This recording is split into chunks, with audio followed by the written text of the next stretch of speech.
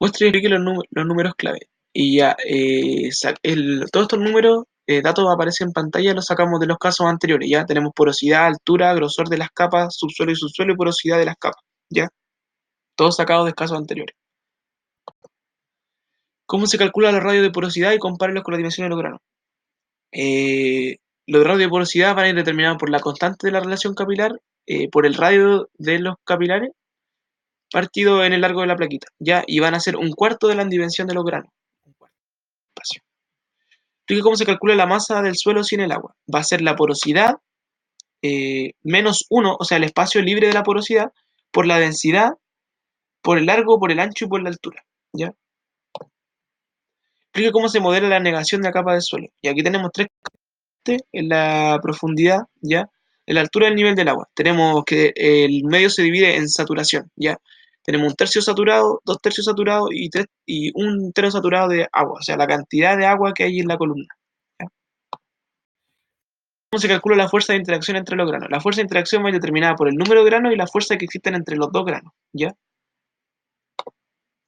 Explique cómo surge la fuerza de cohesión entre los granos. Y la fuerza de cohesión va a ser la diferencia entre presión que se mueve los granos y haga que se junten, ¿ya?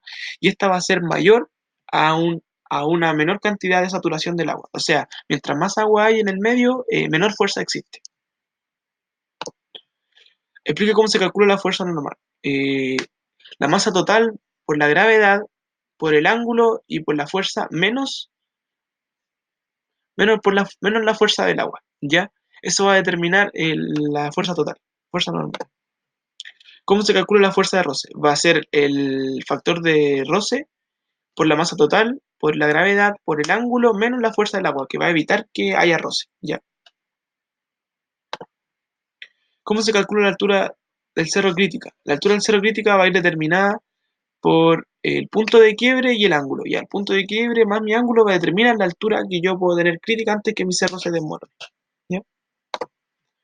Explique cómo se calcula el largo de los puntos de quiebre. Ya tiene que ver con la fuerza del roce, que es la primera parte de la fórmula, dividido en la tracción por la cohesión. Ya eso determina toda la fórmula anterior. ¿Cómo se define la masa en el caso de inestabilidad? Masa inestable seca por erosión. Así se define. Ya, es masa inestable seca por la erosión. Ya, y tenemos dos casos. ¿Cómo se calcula la masa del agua en el caso inestable? La densidad de la densidad, la porosidad, el largo, el ancho y la altura por el ángulo. Ya, va a determinar la masa crítica que tenemos que ocupar. Obviamente el largo va a ser el largo del punto de quiebre. Ya.